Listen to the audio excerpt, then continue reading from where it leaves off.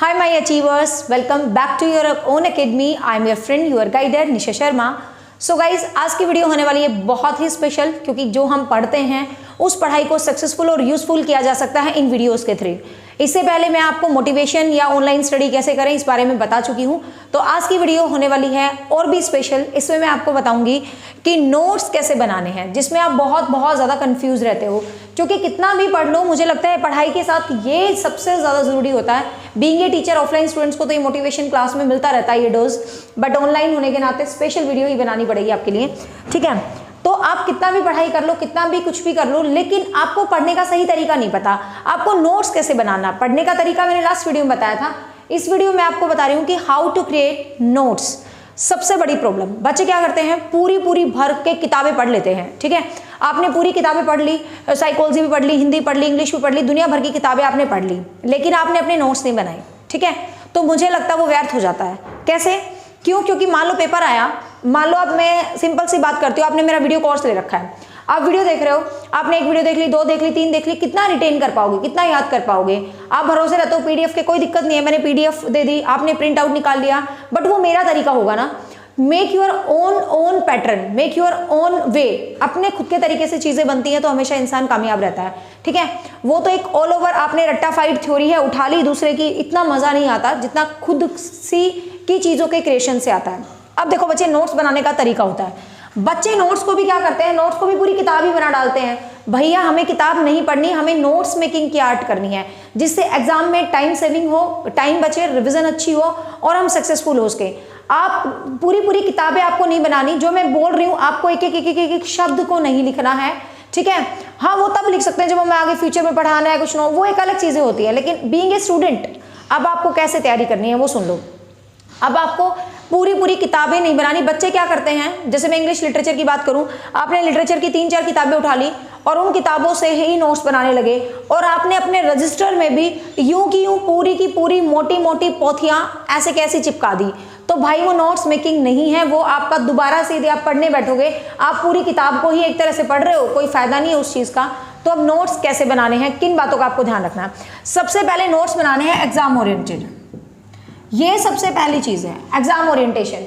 कहने का मतलब आपको ये देखना है कि आप किस पर्टिकुलर एग्जाम के लिए फाइट करने जा रहे हो. ठीक है, उस एग्जाम का आपको सिलेबस पता है, जिस एग्जाम के लिए आप फाइट कर रहे हो, you know the syllabus of that exam. और मैंने पूरा भरपूर, मेरे चैनल पे आपको प्लेलिस्ट मिल जाएगी सभी एग्जाम के सिलेबस से रिगार्डिंग. कोई बच्चे पहली बार ये वीडियो देख रहे हैं तो सभी एग्जाम का सिलेबस मैंने अच्छे से बता रखा है. तो आपको क्या करना, अपना सिलेबस माइंड में रखना है, फिर स्मार्टनेस माइंड में रखनी है. स्मार्टनेस का मतलब क्या है, हार्डवर्क के साथ साथ आपको पता है today is the time for smart work. ठीक है, खाली हार्ड वर्क मैटर नहीं करेगा, स्मार्ट वर्क भी मैटर करेगा. आप जब पढ़ रहे हो तो आपने क्या करना है, पूरी लंबी लाइंस नहीं लिखनी, आपने पॉइंटर बना के, इसको आप मैप मेकिंग आर्ट कहते हैं. ठीक है, मैप मेकिंग आर्ट.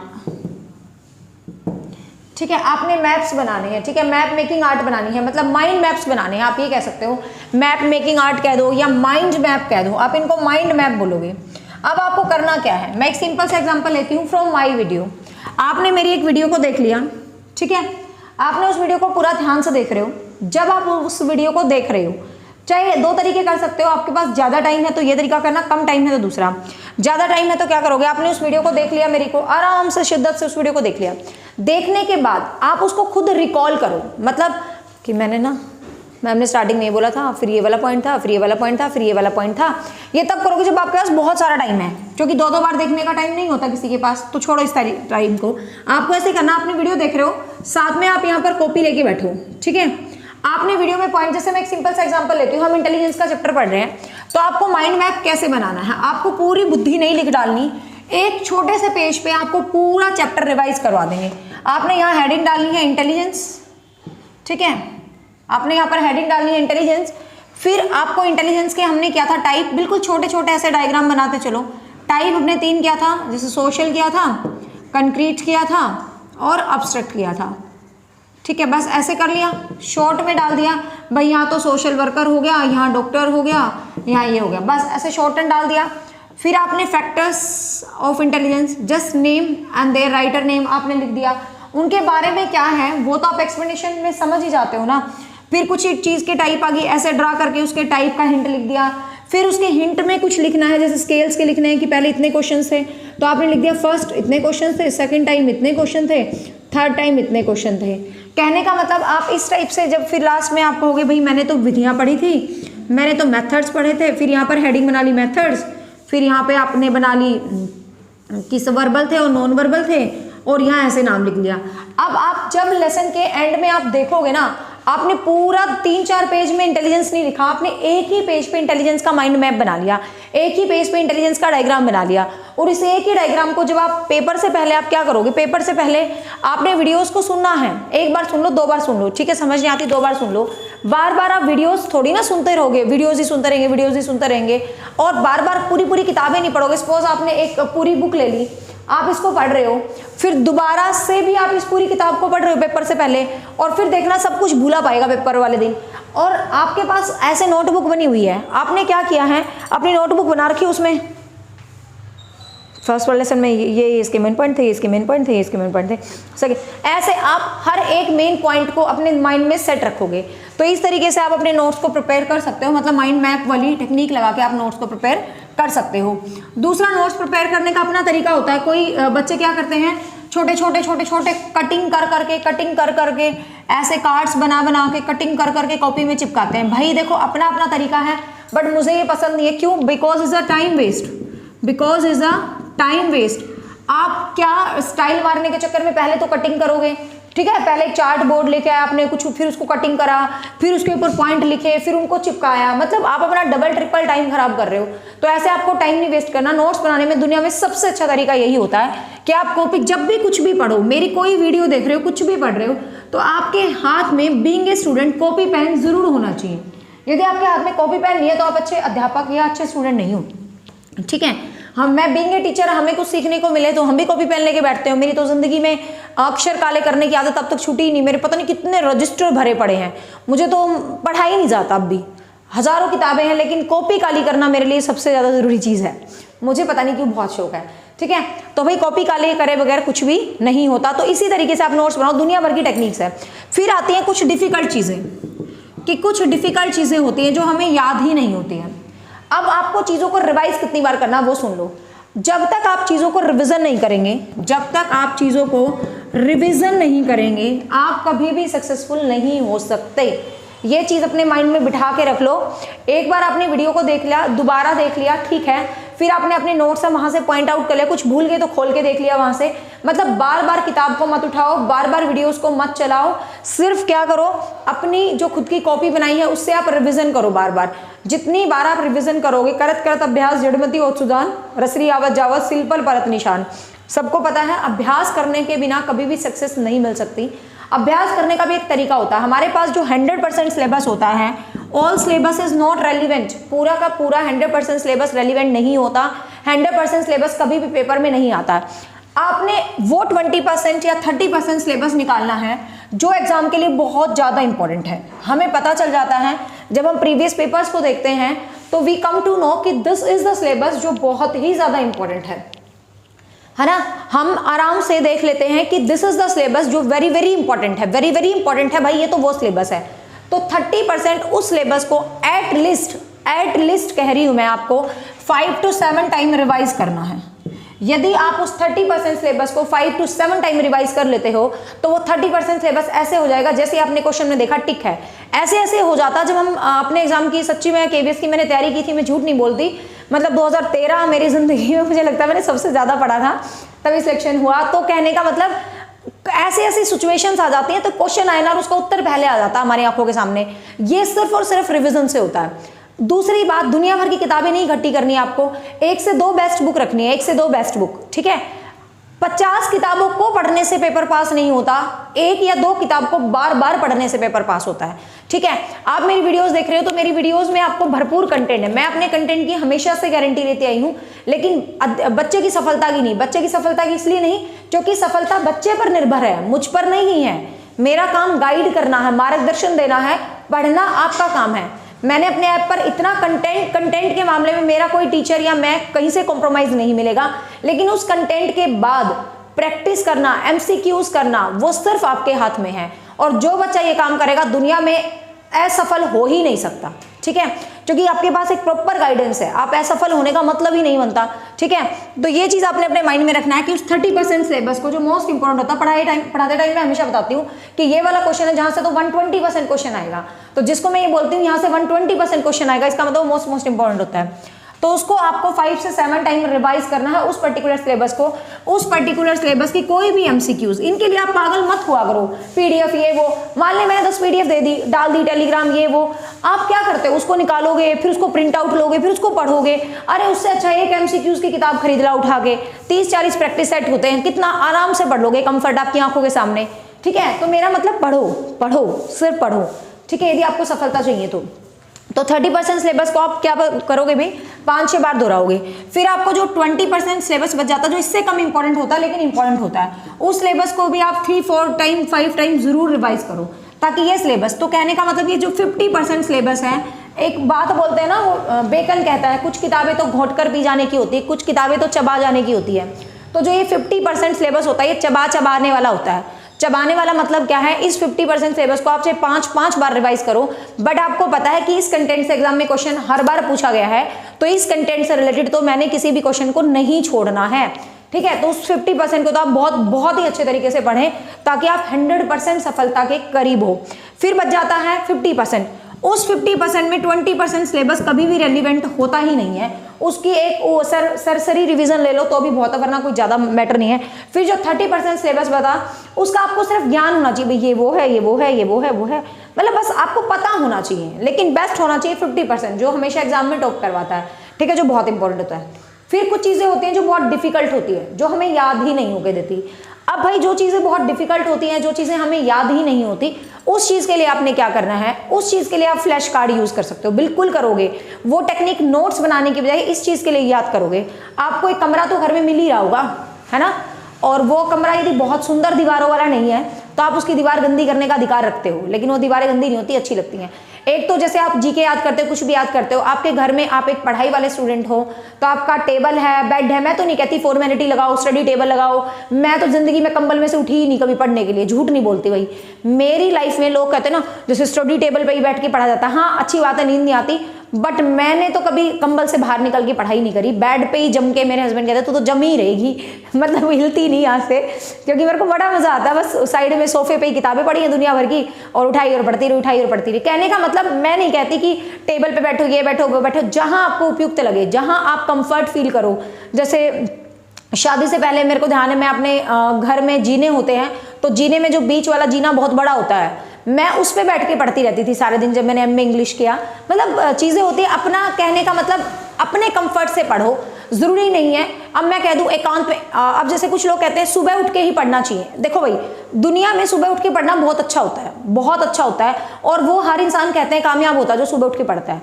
लेकिन भाई मैं कभी ज़िंदगी में सुबह नहीं उठी, मैं उठ ही नहीं सकती, मतलब मुझे ध्यान नहीं है मेरी ज़िंदगी में मैंने सूर्य उदय कब कब देखा है। कहने का मतलब सुबह उठना मेरे को मरने के बराबर लगता है, और रात की मैं उल्लू हूँ, चाहे मेरे को मैं रात को 2-2 3-3 बज जाते हैं। अब भी मुझे आपके लिए कंटेंट बनाने में मेरे को 2:30 बज जाता है, पता नहीं कब। मैं ना सोना नहीं चाहती, मैं घड़ी की सुई देखती हूँ, यार 2:30 बज गए, अब तो सो जा, डार्क सर्कल हो जाएंगे, तो इस चक्कर में मैं सो जाती हूँ। कहने का मतलब सबका अब डार्क सर्कल हो गए हैं तो कहने का मतलब सबका अपना कंफर्ट होता है। मैं नहीं कंपेल करूंगी, सुबह उठ के पढ़ाई होगी तभी अच्छी होगी, शाम को होगी तभी अच्छी होगी। जो टाइम आपको सही लगे, जो वक्त आपको सही लगे, जो आपके घर में आपके लिए टाइम कंफर्ट वाला है, आप उसी टाइम पे पढ़ें, और उस टाइम पे पढ़ें जो आपको बेटर लगे। रात, सुबह, दोपहर, जब मर्जी अच्छा लगे उस टाइम पे आप पढ़ो। ठीक है, कईयों को दिन में सोने की आदत है भाई 3-4 बजे के आसपास, मुझे तो नहीं है, मुझे तो उस टाइम पढ़ने की आदत है। तो कहने का मतलब अपने टाइम के हिसाब से पढ़ो। ठीक है, मेरी दिनचर्या तो खैर उल्टी सीधी है, सुबह उठने वाले महान में से मैं नहीं हूँ। ठीक है, तो कहने का मतलब क्या है, हाँ, तो आपको जो भी कमरा, जो भी चीज़, कहने का मतलब जहां आप सबसे ज़्यादा पढ़ते हो वहां पर आसपास कुछ चार्ट वगैरह पेस्ट कर लो। जो चीज़ें आपको लग रही है बहुत मुश्किल है, या अपना गोल, जैसे कि मुझे इतने मार्क्स स्कोर करने हैं, उस नंबर को, जैसे 120+, आप टेट एग्जाम्स दे रहे हो तो 120+, आप जॉब के एग्जाम दे रहे हो तो मेरिट, ऐसे शब्द सच यकीन माने बहुत मोटिवेट करते हैं, मुझे तो करते हैं। तो अपना टारगेट छोटा सा लिख के दीवार पे ऐसे चिपका लो जहां पढ़ते हो, तो जैसे आप उठोगे आपको वही दिखेगा, आप सोओगे आपको वही दिखेगा। तो आपके माइंड में आप छोड़ो, अपनी फोन, सबसे ज्यादा फोन देखते हो ना, फोन की स्क्रीन पे लगा लो 120+ target this time, married target this time. जैसे ही फोन खोलोगे आपको वो टारगेट ही दिखेगा, आप टाइम वेस्ट करने की बजाय फिर उस टारगेट पे चले जाओगे। ठीक है, तो कहने का मतलब मेक यूर हाई टारगेट बनाओगे तो सक्सेस जरूर मिल जाती है। दूसरी बात, believe in yourself, you are the best, you can do, nobody is like you. तुम खुद ढूंढ के दिखाओ अपने जैसा।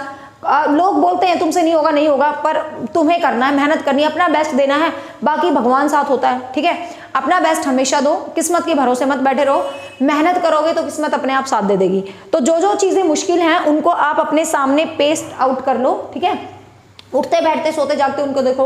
आप यदि एसएस के स्टूडेंट हैं, आप ज्योग्राफी के स्टूडेंट हैं, तो मैप आपके आइट साइड जरूर होना चाहिए। यकीन मानो मैप बहुत बहुत हेल्प करता है। जैसे मेरे तो यहाँ भी मैप है, यहाँ भी मैप है, यहाँ मैप है, मैप है ना, ऐसे दिखता रहता है, बड़ा अच्छा लगता है। मतलब आंखों आंखों में ये चीजें बहुत सारी याद हो जाती है। ठीक है, तो इस तरीके से आप चीज़ों को याद कर सकते हो भाई। फिर कुछ मेमोराइज्ड टेक्निक, एसोसिएशन कर सकते हो चीज़ों को। जैसे हम कोरिलेट करके पढ़ते हैं, जैसे मैं डेट ऑफ बर्थ याद करती हूँ अपनी लाइफ से कोरिलेशन करके।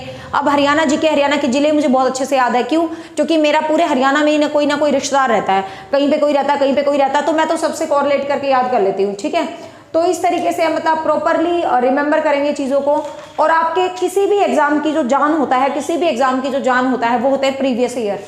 ठीक है, किसी भी एग्जाम की जो जान होते हैं वो होते हैं प्रीवियस ईयर। अब प्रीवियस ईयर के लिए भी ज़्यादा गूगल सर्च, ये वो फलाना धगड़ा PDF गूगल सर्च, इनमें टाइम वेस्ट करने के बजाय मार्केट जाओ, 100 रुपये के आसपास जाके कह दो भाई मुझे KVS के प्रीवियस ईयर के पेपर की कोई बुकलेट दे दो, बस उठा के प्रीवियस ईयर के पेपर की बुकलेट ले आए और उसमें से सारे प्रीवियस ईयर कर लो।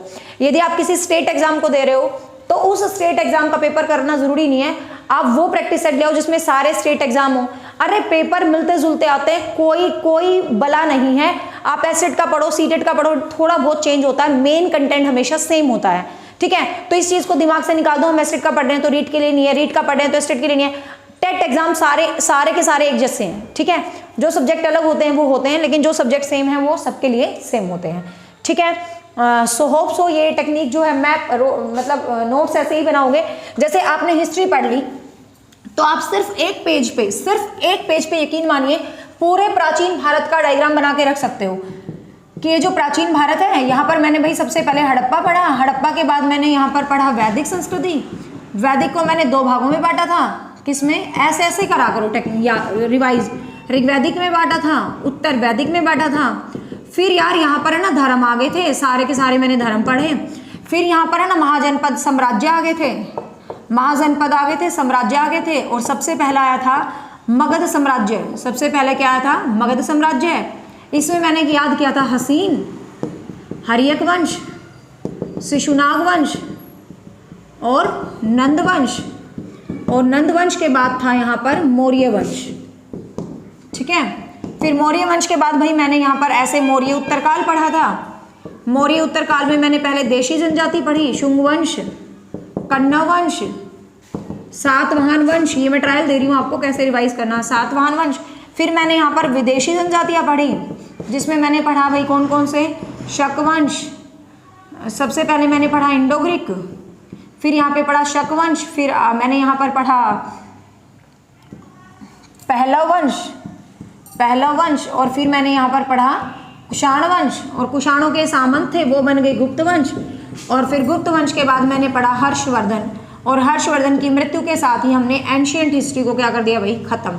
अब ये देखो प्राचीन भारत सिर्फ और सिर्फ एक पेज के ऊपर है, सिर्फ एक पेज के ऊपर पूरा प्राचीन भारत है। लेकिन ये चीजें कब पॉसिबल होंगी? जब आपने प्राचीन भारत को पढ़ लिया होगा, समझ लिया होगा। तो इट्स अ रिविजन टेक्निक, चीजों को रिवाइज जैसे करेंगे, फिर अपने माइंड में मैप बनाएंगे। हड़प्पा में ये पॉइंट थी, हड़प्पा में मेन ये बात थी, फिर उन मेन ये बात को, मतलब सच में बताऊं अब तो मैं है ना बहुत कम पढ़ने लगी, मतलब पढ़ती हूँ, अब भी पढ़ती हूँ, लेकिन जब मैं खुद के लिए पढ़ती थी ना, मतलब सही में मेरे को लगता है मैं बहुत अच्छा पढ़ती थी। अब तो वो लेवल रहा नहीं मेरा, और जब खुद के लिए पढ़ा बहुत अच्छा पढ़ा था। तो जैसे हम कोई भी वर्क को याद कर लेते हैं, जैसे ही बिस्तर पे लेटते ना, मेरी आदत थी जो आपने पढ़ा ना उसको रिकॉल करते रहते थे, उसमें ये पढ़ा था, उसमें ये पढ़ा था, उसमें ये पढ़ा था। ऐसे क्या करो, सच्ची बताओ ना, आप चीज़ों को फिर भूलोगे नहीं, लॉन्ग लास्टिंग बन जाती है वो चीज़ें। ऐसे था, उसमें ये पॉइंट था, उसमें ये पॉइंट था, उसमें ये पॉइंट था, उसमें ये, फिर आप मान लो किसी पॉइंट को भूल गए तो फटाफट कॉपी उठाई। अब देखो यही तो बात है, यदि आप उस पॉइंट को भूल गए तो आप वीडियो खोली, आपने किताब खोली, ढूंढोगे, आपने कॉपी उठाई, कॉपी के पेज पे लाइन मारी, याद आ गया, तो यकीन मानो ये रिविजन टेक्निक बहुत बहुत हेल्प करती है। Try to revise all the things that you have prepared during your day. पूरे दिन में जो जो आपने पढ़ा है, रात को सोने से पहले उसको प्लीज रिवाइज करके सोएं। उससे आपका जो मेमोरी पावर है वो स्ट्रॉन्ग होगी और आप चीज़ों को भूलोगे नहीं। ठीक है भाई, तो इस तरीके से आप नोट्स बना के पढ़ोगे, इस तरीके से माइंड मैपिंग बना के पढ़ोगे, पॉइंट आउट करोगे। ठीक है, शॉर्ट नोट्स को हमेशा क्रिएट करना, प्रीवियस ईयर पेपर्स को करना, माइंड मैप बनाना, डायग्राम्स बनाना। डायग्राम बनाना भी बहुत बढ़िया रहता है। ठीक है, एग्जाम से रेलिवेंट स्टडी करना, सारा सब कुछ। तो आई थिंक इस वीडियो ने थोड़ा सा तो मोटिवेट आपको किया होगा। पढ़ाई की वीडियो के लिए मैं नहीं कहती कि आप शेयर करो, बट ये वीडियो आपको हेल्पफुल लगी है तो अपने दोस्तों के साथ जरूर शेयर करो, क्योंकि सबको हेल्प मिले तो अच्छा लगेगा। And don't forget to comment me because I am waiting for your comment. Bye bye, take care, thank you.